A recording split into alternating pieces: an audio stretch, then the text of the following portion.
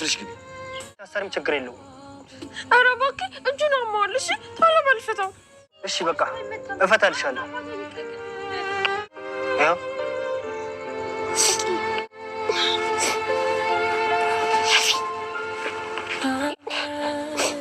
ዶማ ይምጣና ይቆፈር። በቤተሰቦች ፊት ይሄን ነገር ማድረግ አልችልም። አሁን ያንተ አካሎች ካሉ መጥቶ መቆፈር ይችላል። በቃችሁ። አባዬን ተውት። ማለት አባዬ ምንም ያደረገው ነገር የለም። አባዬ ሰው አልገደለም። ምንም ያደረገው ነገር የለም። የእውነቴን ነው። አባዬ ምንም አላደረገም። ሰው አልገደለም አባዬ። እና ማን የገደለው? አውቀዋለሁ። ህይወቱ እጃችን ላይ አልፏል። እንዴ አባዬ እንደዚህ የምትለው አባዬ? ቆይ ህግ ያዝልኛል ብለን አባዬ? ህግ እኮ ህይወት የለውም። ህግ እኮ ፎርሙላ ነው አባዬ። ህግ እኮ አይመራም አባዬ። ቆይ ለምንድን ነው እንደዚህ የምትለው አባዬ? ንገሪኝ፣ ለምንድን ነው እንደዚህ የምትለው? እባክሽ የተቀመጥሽበትን ወንበር እያስታወስሽ። አዎ አውቀዋለሁ። ልጁ በድንገት ህይወቱ አልፎብናል። ወይዘሮ ማርታና መላ ቤተሰቡ በጣም ትልቅ በድንጋጤ ውስጥ ገብቷል። እንግዲህ በተደጋጋሚ ሲባል የነበረው አበጌል ደረጀ ከጥፋቷ ተመለሺ እባክሽ ስትባል ስትለመን ብዙ ሰው ሲማጸናት የነበረችው አበጌል ደረጀ ግን አሻፈረኝ እምቢ ብላ በመጨረሻም እንግዲህ ቤተሰቡንም ሙሉ ቤተሰቡን በከፍተኛ ችግር ውስጥ አስገብተዋለች። ዛሬ እንግዲህ ሁሉም ቤተሰብ በጭንቀት በሀሳብ በድንጋጤ ውስጥ ነው የሚገኘው። ለዚህም እንግዲህ ዋና ምክንያቱ አበጌል ደረጀ ናት። የሚነግራትን አልሰማ ብላ የራሷን ልቦና ብቻ እያዳመጠች የምትበራው አበጌል ደረጀ በመጨረሻም በሚገርም ሁኔታ በጣም ባልታሰበና ባልተገመተ መልኩ በጣም በሚለይ በሚገርም በሚደንቅ ሁኔታ እንግዲህ የሆነው ነገር ሆኖ ዛሬ የቤተሰቡ ተረመስመስ ሆኗል። ይሄ ነገር እንዳይፈጠር እንግዲህ አቶ ደረጀም ሞላ ቤተሰቡም ብዙ ነገር ሲመክር ሲገስጽ በፍቅር እሷንም እንደማስተማር ሲሞክር ነበር። ሁሉም ሰው የቻለውን ያክል ማርታም እንዲናትነቷ ናታንም እንዳንድ ወንድም ዳጣ ራሱ እንኳን ያን ያክል እየናቀቻት እንደ ታናሽ እህት ወይም ደግሞ ያን ሁሉ ንቄቷን ስድቧን ተቋቁማ ያን ሁሉ መከራ ችላ እሷም በምትችለው በቃ መላ ቤተሰቡ ማለት እንችላለን እንግዲህ ሁሉም በሚችለው መልኩ እንግዲህ ሲመክራ ሲገጽጻት ነበረ። ግን እሷ አሻፈረኝ እምቢ ዘራፍ ብላ እስከ መጨረሻ ድረስ ነገሩን አክርራው ሂዳለች። በመጨረሻም እንግዲህ ዝሮ የመጨረሻው ነገር በጣም ከባድ ነው። በቃ ያልታሰበ ሁኔታ ላይ ነው የተደረሰው። ለዚህም እንግዲህ በጣም ከባድ ሪስክ ነው የተፈጠረው። በጣም ነው የሚገርመው ማለት ነው። ለዚህም እንዲህ በቃ ይሄ ነው በጣም ነው የሚያስደነግጠው ከሚባለው በላይ እንግዲህ በጣም ነው የሚያስደነግጠው። ለዚህም ቤተሰቡ እንግዲህ ሞላ ቤተሰቡ በጣም ተረብሿል። በጣም ተምታቷል። ብቻ ይሄ ነው ተብሎ በማይገለጽ መልኩ ሁሉም ሰው እንግዲህ ቤተሰቡ ተረብሿል። በተለይ ወይዘሮ ማርታ እንዳንድ ቤተሰብ እንዳንድ እናት እንደ ቤተሰብ ኃላፊነት ወይም ደግሞ አንዲት የፍቅር አጋሯን በህግ ቁጥጥር ስር የዋለባት እንዳንዲት ሴት በጣም በትልቅ ውዝግብና ጭንቀት ሀሳብ ውስጥ ነው የምትገኘው።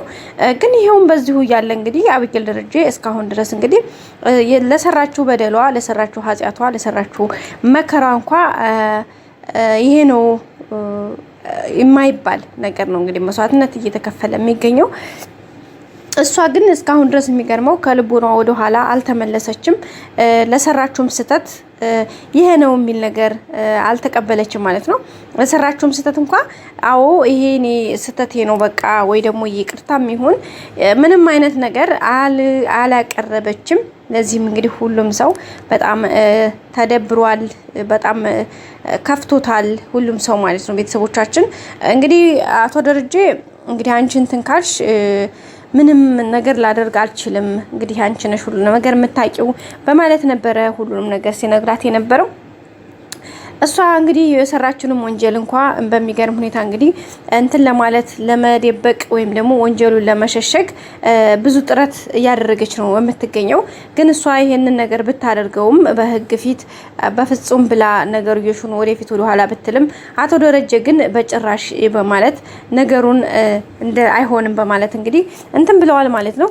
ወይም ደግሞ አንቺ አዎ ይሄ ቤተሰብ እውነት ነው ልጁ ቤተሰባችን ላይ እጃችን ላይ ጠፍቷል፣ እጃችን ላይ ሞቶብናል፣ ለዚህም ደግሞ ልጁንም እናውቀዋለን፣ ለዚህም ደግሞ ተጠያቂዎቹ እኛና እኛ ነን በማለት ነው እንግዲህ ይሄን ነገር አቶ ደረጀ የተናገሩት። አቶ ደረጀ ይሄንም ሲሉ እንግዲህ ወይዘሮ አበየል ደረጀ በጣም ነው የደነገጠችው። ማለት እሱ እንደዚህ እንዲናገር እውነታውን እንዲናገር አልፈለገችም። እንግዲህ እውነት ተሸሽጎ መቅረብ የለበትም እውነት ነው ብላ የምታምን የነበረችው ያቺ አብጌል ዛሬ ግን አባዬ በህግ ጋር እውነት የሚባል ነገር የለም፣ ለምንድን ነው ይሄን ነገር የምታደርገው? ምክንያቱም ህግ ጆሮ እንጂ አይን የለውም። ስለዚህ ደግሞ አንተ በፍጹም ይሄን ነገር መታሰርም ሆነ በህግ መጠየቅ የለብህም። እውነታ መናገር እኮ ለህግ ጋር ህግ ጆሮ እንጂ አይን የለውም። ስለዚህ ይሄ እውነታው እንትን እስከማይል ድረስ ይሄን ነገር እንደዚህ ማድረግ የለብህም በማለት ነው እንግዲህ የተናገረችው። ግን አቶ ደረጀ አዎ ልጁን አውቀዋለሁኝ፣ እጃችን ላይ ጠፍቶብናል፣ በቤተሰባችን ነው የጠፋው፣ ስለዚህ ለዚህም ተጠያቂው እኔ ነኝ፣ ምንም ችግር የለም በማለት እንግዲህ ለቦስ ሊሱ ሁሉንም ነገር አስረድቷል። ልጁ ታዲያ የት አለ አስከሬኑ ሲባል እንግዲህ ልጁን እንደቀበሩት ግቢያቸው ውስጥም እንደሆነ የተቀበረው እውነታውን ሁሉ ነገር ግልጽ አድርጎ ተናግሯል። አቶ ደረጀ ይሄን ሲናገር እንግዲህ አብጌል በጣም ነው የተናደደችው። ለምን ብላ ነበረ። ግን አቶ ደረጀ ኤቢ በቃ ችግር የለውም ይሄን ነገር እንወጣዋለን፣ እኔ አልፈዋለሁኝ፣ ምንም ችግር የለም አብሽሪ ብሎ እንግዲህ የአባትነቱን በእንባ ክፎ ሸኝቷታል። ለዛም እንግዲህ አብጌል በጣም ነው እንዴት እንደዚህ ያደርጋል በማለት ተገርማለች። ማለት እንደሷ እንትን እንዲላት ነበር የፈለገችው።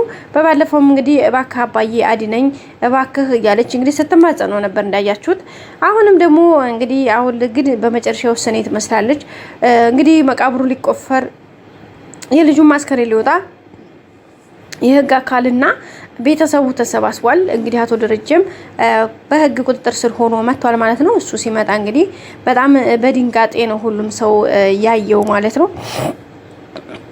ለዛም እንግዲህ መቆፈር ያምጡና ይቆፈር ሲባል እንግዲህ አቶ ደረጀ ቤተሰብ የመሃል ይሄን ነገር ማድረግ አልችልም፣ በፍጹም እናንተ ባይሆን የህግ አካል ወይም እናንተ ሰዎች ይምጡና ይሄን ነገር ቢያደርጉት ደስ ይለኛል፣ አለበለዚያ ግን እኔ ይሄን ነገር የማደርግበት አቅምም ወኔም የለኝም በማለት ነው የመለሰው። እንግዲህ ናታን የመቆፈሪያ ይዞ ብቅ ሲል አብጌል ደረጀ ሁሉም ነገር ከቁጥጥሯ ውጭ ነው የሆነባት። ማለት አባቷ አላንዲ ነገር ይሄን እያደረገ ያለው ነገር በጣም ነው ያስደነገጣት ማለት ነው። ምክንያቱም በዚህ ልክ እንዴት ብላ እንግዲህ ከዛ መታ ስታለቅስ ነበረ፣ አንዳንድ ነገሮችን ስታደርግ ነበረ፣ ብዙ ነገሮችን ሞክራለች፣ ግን አልቻለም። አቶ ደረጀ ግን እሱን ራሱን አሳልፎ ነው የሰጠው። ከዛ በኋላ እንግዲህ ያው በመጨረሻ ላይ የሆነው ነገር በጣም ከባድ ነበረ። እሷም እንግዲህ መጨረሻ እንግዲህ ምናልባት እኔ ነኝ ልትል ትችል ይሆናል የሚል አዝማሚያዎች አሉን። በጣም በሚገርም ሁኔታ አዝማሚያ ያለን። ምክንያቱም የሆነ አይ አባዬ ምንም አላጠፋም፣ ይህ ሁሉ ትክክል አይደለም፣ አባዬ ምንም አይነት ወንጀልም ሆነ ጥፋት የለበትም እያለች ነው የምትገኘው፣ እየጮኸች አለችው። እና ታዲያ ማን ነው ስትባል እንግዲህ እስካሁን አልተናገረችም። አፏን እንግዲህ እኔ ነኝ ብላ ለመድፈር የፈራች ይመስለናል፣ ግን እስካሁን አልተናገረችም። እንግዲህ እኔው ነኝ ብላ ራሷን እንደምታጋልጥ ተስፋ እናደርጋለን። ደግሞ ይሄ ነገር የተደረገው እሷን ለማስተማር እንጂ የእውነትም ልጁ ሞቶ አይደለም። እና ወደ ቤተሰቦች ቀጣይ እንገናኝ። ሰላም።